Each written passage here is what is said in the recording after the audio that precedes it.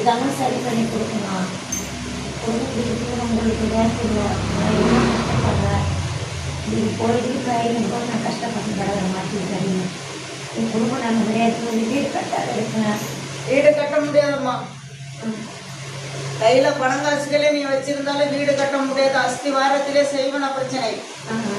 அஸ்திவாரத்திலே செய்வன பிரச்சனை இருக்கிறதுனால உயிர் காவாங்க போவோம்.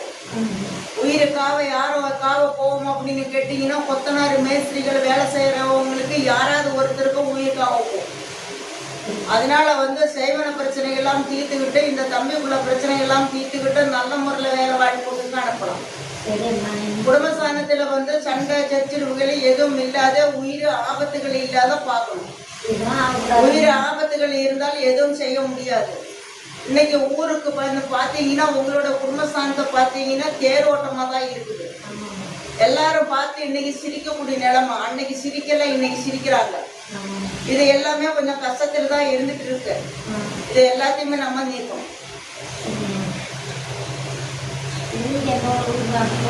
எல்லாமே நல்லா சரி பண்ணி கொடுங்க. வந்திருக்கேன்.